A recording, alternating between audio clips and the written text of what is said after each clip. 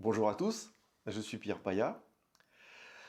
L'Abyss 1266 est un casque que beaucoup d'entre vous connaissent, hein. Je l'ai lancé en France en novembre 2013, donc il y a bientôt 6 ans, par l'intermédiaire d'ailleurs du forum homecinema.fr, que je remercie ici sincèrement, hein, pour son support de l'époque. Et depuis en 6 ans, donc, ce casque a beaucoup évolué. Donc il y a eu la version originelle, hein, qui était là au mois de novembre 2013. Et puis au printemps 2017, Monsieur Joe Skubinski a lancé l'Abyss Phi, le 1266 Phi. Un an après, au printemps 2018, on a eu l'Abyss Phi CC avec une version céramique, hein, ce qui est le cas de celui-ci, là, ce gris très mat. Et puis il y a quelques mois juste, la version TC. Eh bien, la version TC, elle est là, et c'est celle qu'on va voir ensemble aujourd'hui.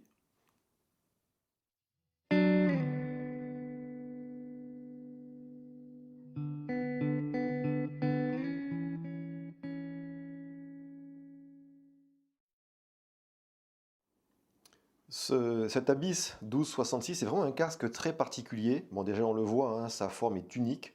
La structure est toute en aluminium et en 4 parties. Alors, il y a ici deux bras articulés, vous voyez, et qu'on peut même écarter. Voilà, on peut les écarter, on voit ici l'écart. Eh ben, ça va permettre d'écarter les écouteurs des oreilles, de créer du crossfeed, et donc d'avoir une image très particulière. Donc on a un bras, deux bras ici, et on a les écouteurs, voilà, ces parties-là en fait, qui sont vissées, ici on les voit, les vis, et un très bel usinage pour la jonction entre les bras et les écouteurs. Donc on a 4 pièces en aluminium. Ensuite, alors ça c'est bien sûr la même chose depuis la version originelle, hein, depuis novembre 2013, ça n'a pas changé. La seule chose qui a changé, eh bien, c'est la finition céramique gris anthracite mat.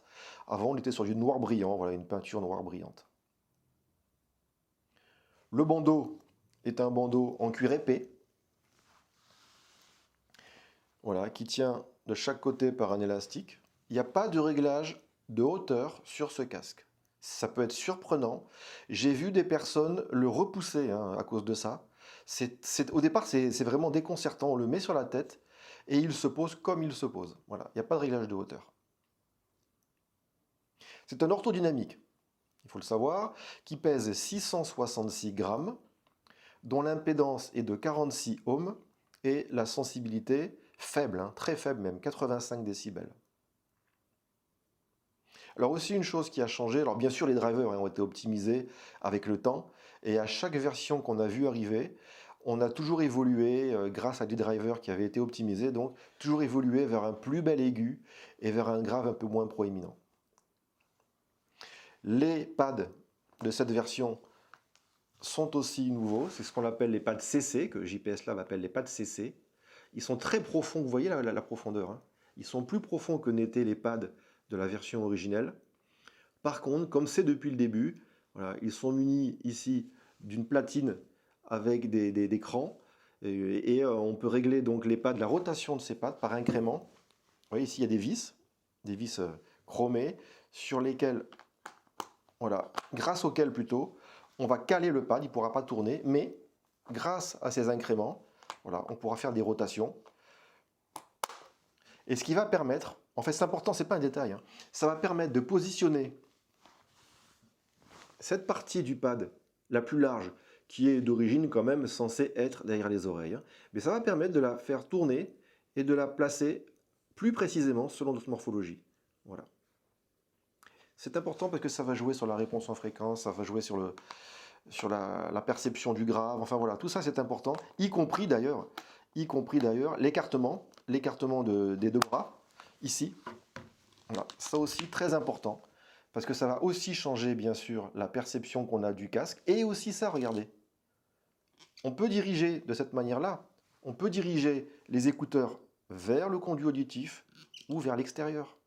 Tout ça, ça fait beaucoup de réglages qui vont être autant de possibilités de signature sonore.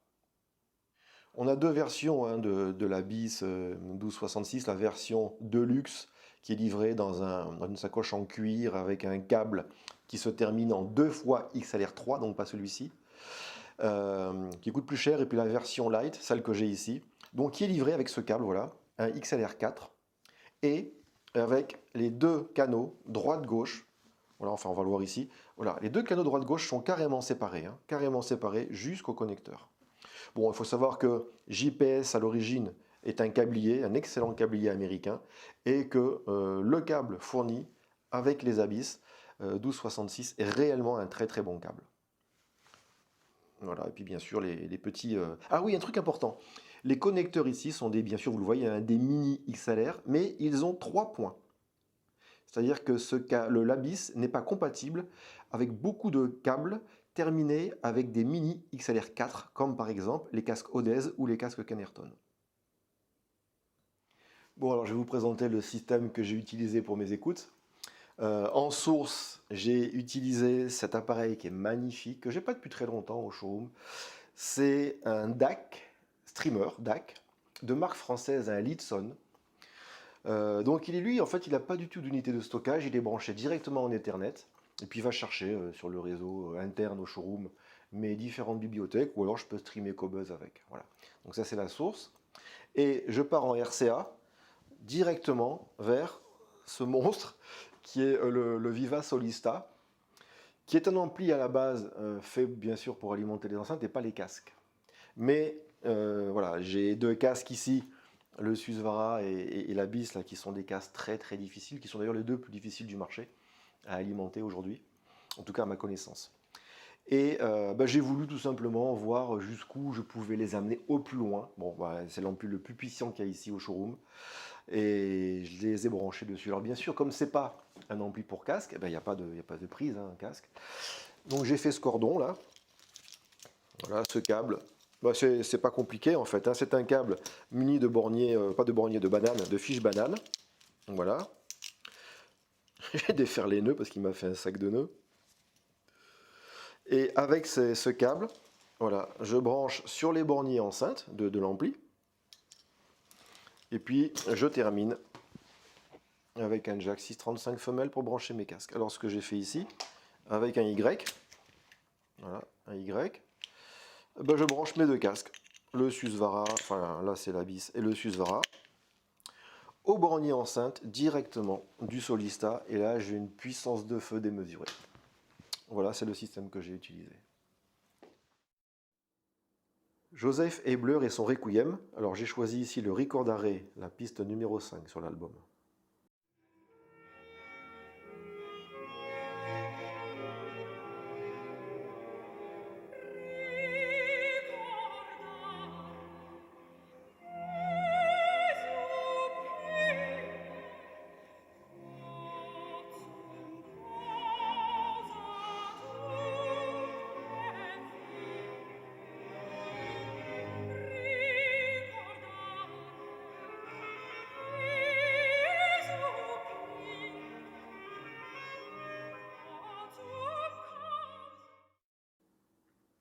Avec l'Abyss 1266, et contrairement à toutes mes attentes, la voix de Barbara Schlick, la soprano, semble éteinte ici. C'est très curieux, elle manque de vie, cette voix, elle est terne. Et la clarinette qui l'accompagne aussi d'ailleurs. J'ai aussi trop de résonance et de réverbération. Le message en est moins lisible. Et comparé au Susvara, il est même un petit peu confus. C'est vrai hein, que le Susvara me donne une lecture plus intuitive, bien, parce qu'en fait, je n'ai pas besoin d'essayer intellectuellement de tout bien positionner dans l'espace. Ça se fait tout seul, en fait.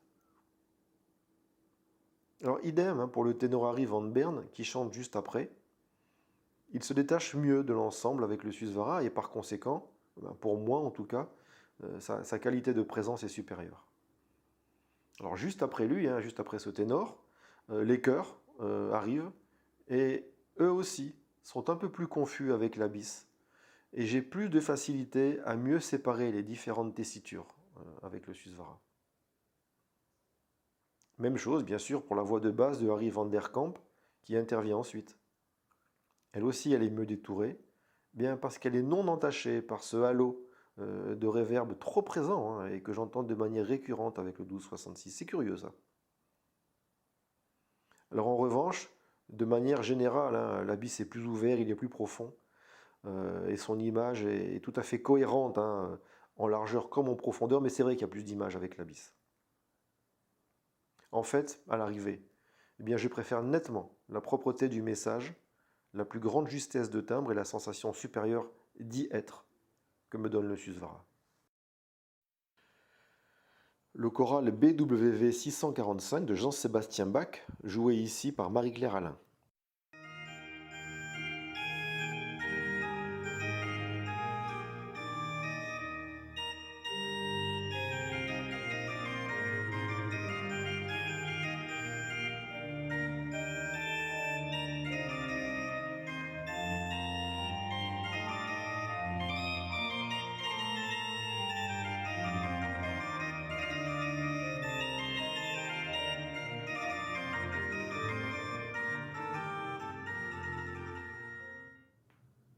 Alors clairement, avec le Susvara, je perds toute l'assise des notes les plus graves de ces grandes orgues. C'est clair et net.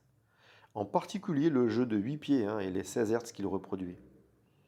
Alors bien entendu, ni mon Abyss 1266 TC ni mon Susvara ne reproduisent de telles fréquences. Et puis de toute manière, mes vieilles oreilles ne les entendent pas. Mais l'infragrave, dont les fréquences se situent certainement selon moi au-dessus de 25-30 Hz, que je perçois avec mon Abyss, eh bien ces fréquences très graves sont presque totalement gommées avec le Susvara. Je perds aussi, avec le Susvara, une grande partie du jeu à la pédale en fait.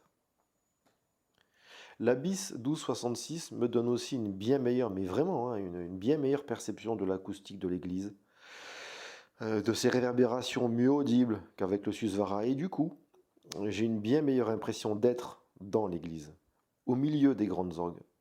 Impression que j'ai sans le moindre effort intellectuel, spontanément, avec le 1266.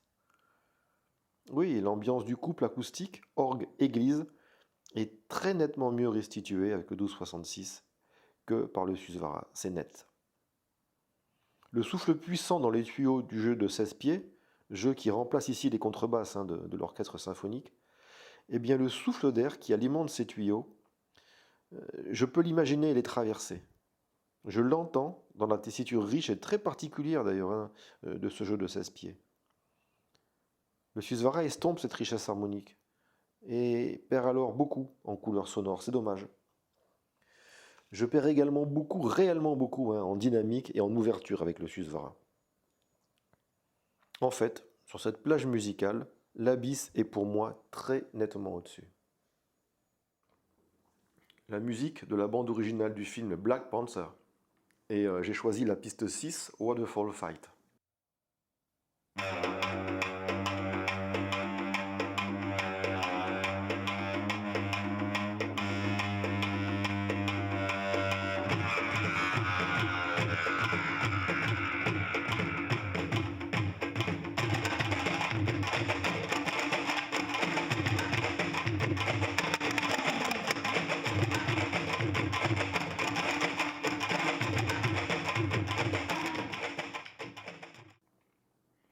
Alors là, c'est comme avec le choral BWV 645 de Bach, hein, la pièce d'orgue, mais en pire pour le Susvara. C'est réellement là une mise à mort de Susvara, cette piste. Et en fait, il se fait balayer net par la dynamique foudroyante de l'Abyss, par sa descente dans l'infragrave. Il descend vraiment très très bas dans des fréquences où le Susvara se perd. Là, il ne suit plus du tout. Les impacts sur les frappes de tambour sont tranchants, percutants avec l'Abyss. En fait, ici, il fait carrément figure de tueur, ce casque. Moins de grave, moins d'impact, moins de vitesse, moins de contraste. Voilà. Je n'ai plus de vie avec le Susvara. Et le feu d'artifice sonore hein, que me donne le 1266, il a disparu. Les percussions qui accompagnent les tambours sont d'une rapidité et d'une sécheresse avec l'Abyss que je perds complètement avec le Susvara.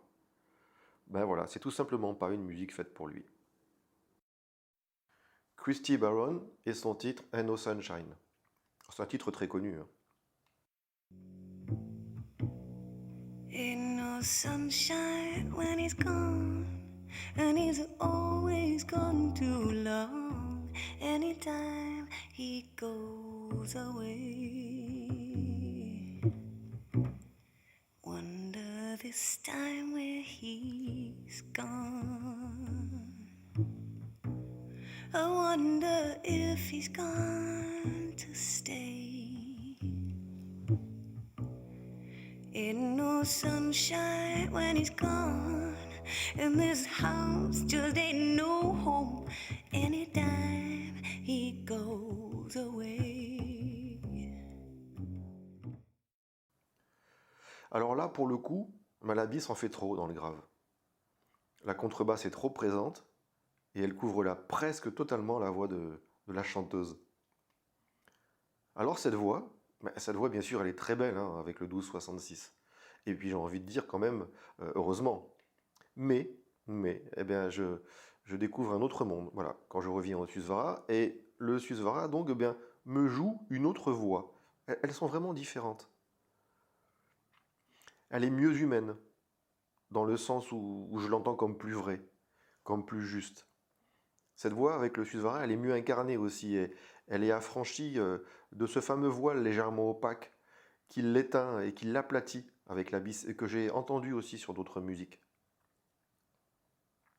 Alors par éteindre, j'entends que l'abysse lui ôte un petit peu de sa vie, en fait. La voix de la chanteuse perd en phrasé, et elle perd un peu de sa propreté aussi, mais c'est normal puisqu'elle est légèrement voilée.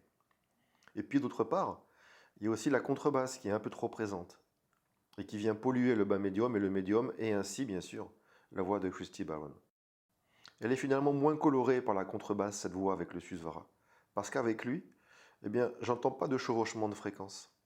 Les deux, voix et instrument, se détachent bien mieux l'un de l'autre, et leur message reste à sa place, si je puis dire. En fait, ils n'interfèrent pas sur celui de l'autre. Alors, de ces écoutes comparatives hein, entre le Susvara et l'Abyss TC, voici quelques réflexions que je retiens personnellement et que je vais partager avec vous. Ce TC est pour moi réellement au sommet. Voilà, le meilleur casque que je connaisse pour écouter des musiques très rythmées, des musiques présentant une très grande plage dynamique avec beaucoup de graves et d'extrêmes graves. Voilà, on peut, avec ce TC, lire ces musiques très fort, à un niveau sonore indécent parfois, juste pour se faire plaisir, et tout en conservant une qualité de restitution complètement hors norme, inégalée hein, pour ce type d'écoute. D'autre part, pour moi, ce TC est aussi un casque polyvalent, d'ailleurs le plus polyvalent que je connaisse. Ben oui, parce qu'en fait, il est le seul casque avec lequel je peux tout écouter, tout style de musique, sans aucune frustration. Alors bien sûr, ça on l'a vu hein, pendant les écoutes, son médium, son haut médium aigu, et ça je l'ai pointé, mais son aigu aussi, n'atteignent pas le niveau de justesse, de raffinement extrême de ceux du Susvara. Mais le Susvara, ça il faut quand même que je le précise, c'est pour mes oreilles le champion du monde, et aucun casque, pour moi, hein, n'égale le Susvara dans ses fréquences justement médium et hautes. D'ailleurs, sans la comparaison directe avec le Susvara, ce 1266 TC présente une cohérence totale, depuis son extrême grave, unique, jusqu'à l'extrême aigu, magnifique. Bon, les comparaisons directes, là c'est sûr, elles ont été très très dures. Cette fois-ci, ça n'a pas été un cadeau, hein, pour les deux d'ailleurs. Le Susvara en a pris plein la tête sur son terrain, sur un terrain, le grave, qui n'est pas le sien. Et le TC, eh bien, il a montré ses limites face au meilleur casque du moment en termes de raffinement, de délicatesse et de justesse. Mais une fois encore, ça n'engage que moi. Ceci étant dit, le TC, ce TC, est la dernière et la plus belle évolution hein, du 1266. Monsieur Joe Skubinski l'a adouci, il l'a affiné, maintenant il est mieux équilibré, tout ça par rapport à la version originelle de fin 2013. Et je peux à présent écouter des musiques qui bastonnent comme avec aucun autre casque, mais Je peux écouter aussi des quatuors à cordes ou des sonates pour violon avec un réel grand plaisir, comme je le fais avec, voilà, avec un Focal Utopia, avec un Kenerton Tror, un Ifiman H1000 SE ou V2, un Stack 009, un Diana Phi, voilà. Et pourquoi pas un MySphere 3.2. Le TC est réellement le seul casque, à ma connaissance, qui concentre de telles possibilités.